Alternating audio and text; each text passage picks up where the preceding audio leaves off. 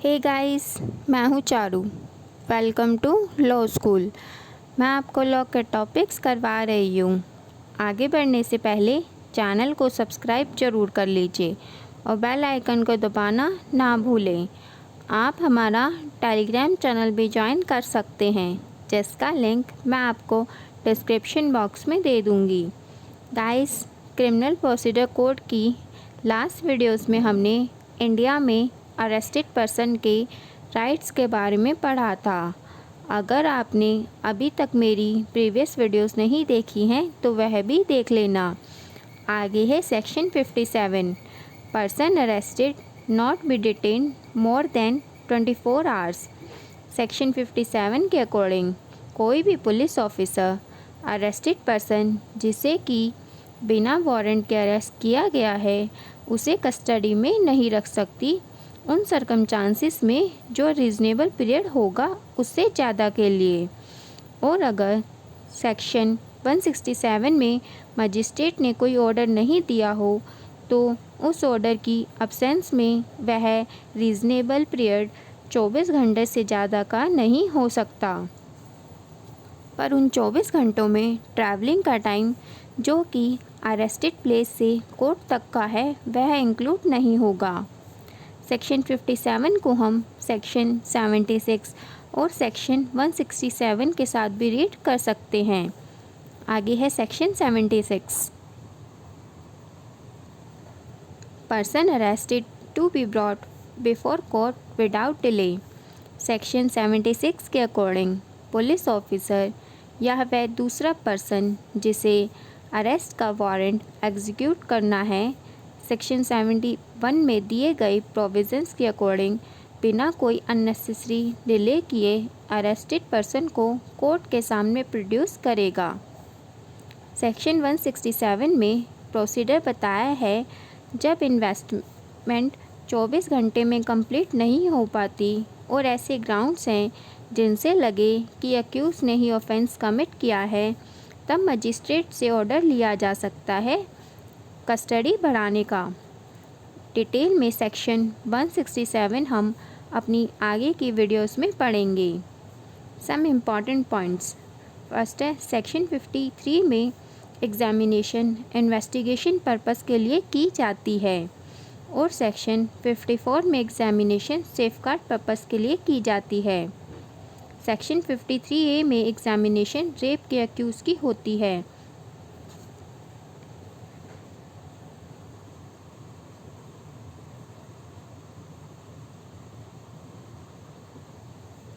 आगे है चैप्टर 6 जिसमें अपीयरेंस को कंपेल करने के लिए प्रोसीजर बताया गया है। चैप्टर 6 दो पार्ट्स में डिवाइड किया गया है। फर्स्ट पार्ट में समन्स का प्रोसेस है और सेकंड पार्ट में वारंट का प्रोसेस है। चैप्टर 6 को हमें बहुत ज़्यादा डिटेल में नहीं पढ़ना, पर एज अ लॉयर और लॉ स्टूडेंट हमें प्रोसेस पता होना चाहिए समन और वारंट का। Section 61, form of summons. Section 61 के अकॉर्डिंग इस कोड में कोर्ट द्वारा जो भी समन इशू किया जाता है वह राइटिंग में और डुप्लीकेट और कोर्ट के प्रिसाइडिंग ऑफिसर द्वारा या हाई कोर्ट ने जो ऑफिसर डायरेक्ट किया है उसके द्वारा साइन किया हुआ होना चाहिए और कोर्ट की सील भी उस पर ज़रूर होनी चाहिए। सेक्शन 61 को हम सेक्शन 70 के साथ रीड कर सकते हैं।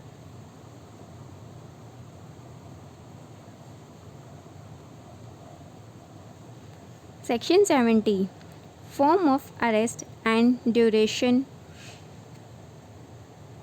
सेक्शन 70 क्लॉज 1 के अकॉर्डिंग इस कोड में कोर्ट द्वारा इशू किया गया वारंट राइटिंग में और प्रिसाइडिंग ऑफिसर का साइन किया हुआ और कोर्ट की सील बियर किया हुआ होना चाहिए। मीन्स समन डुप्लीकेट में होना चाहिए पर वारंट नहीं। बाकी सब सेम है समन एंड वारंट के प्रोसेस में।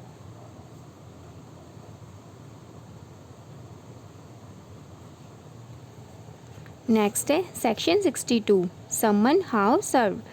सेक्शन 62 क्लॉज 1 के अकॉर्डिंग सभी समन्स पुलिस ऑफिसर या पब्लिक सर्वेंट द्वारा सर्व किए जाएंगे या स्टेट गवर्नमेंट ने जो रूल्स बनाए हैं उनके अकॉर्डिंग सर्व किए जाएंगे। सेक्शन 62 क्लोज 2 के अकॉर्डिंग अगर पॉसिबल हो तो समन पर्सनली सर्व किए जाएंगे। जिस पर्सन को समन करना था उसे डिलीवर किया जाएगा समन की एक डुप्लीकेट कॉपी देकर। सेक्शन 62 क्लोज 3 के अकॉर्डिंग सभी पर्सन जिन्हें समन सर्व किया जाता है अगर सर्विंग ऑफिसर कहे तो वह दूसरी डुप्लीकेट कॉपी पर उसके साइन भी ले सकता है। सेक्शन 62 को हम सेक्शन 73 के साथ रीड कर सकते हैं।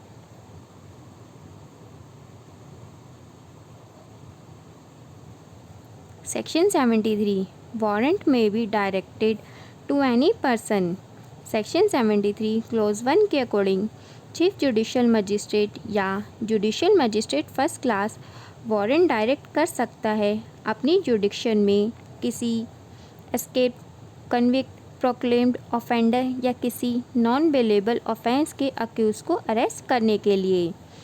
सेक्शन 73 क्लोज 2 के अकॉर्डिंग वह पर्सन वारंट की रिसिप्ट जो राइटिंग में एक्नॉलेज करेगा और एग्जीक्यूट करेगा अगर वह पर्सन जिसको अरेस्ट करने के लिए वारंट इशू किया गया है वह पर्सन किसी लैंड या दूसरी प्रॉपर्टी में एंटर करता है। सेक्शन 73 क्लोज 3 के अकॉर्डिंग अगर उस पर्सन को अरेस्ट कर लिया जाता है तो उसे नियरेस्ट मजिस्ट्रेट के पास लेकर जाया जाएगा। समन और वारंट के सेक्शंस बिल्कुल सिंपल हैं, आप इन्हें खुद भी रीड कर सकते हैं। मैं बस आपको कुछ इम्पॉर्टेंट पॉइंट्स बता देती हूँ।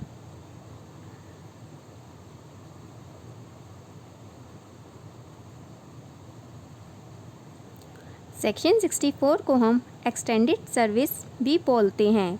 इस तरह के प्रोविज़न्स सीपीसी के ऑर्डर 5 रूल 15 में दिए गए हैं। सेक्शन 65 को हम सब्स्टिट्यूटेड सर्विस भी कहते हैं। इस तरह के प्रोविज़न्स सीपीसी के ऑर्डर 5 रूल 20 में भी दिए गए हैं।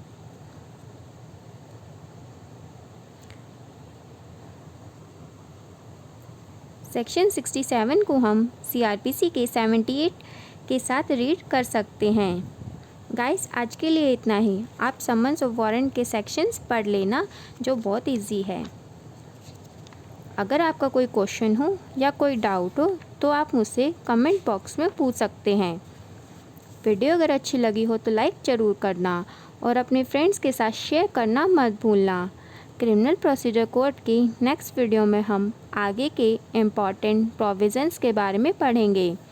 वीडियो एंड करने से पहले एक important information, UGC anti net की डेट डिक्लेयर हो चुकी है जो कि 16 से 18 सितंबर और 21 से 25 सितंबर है।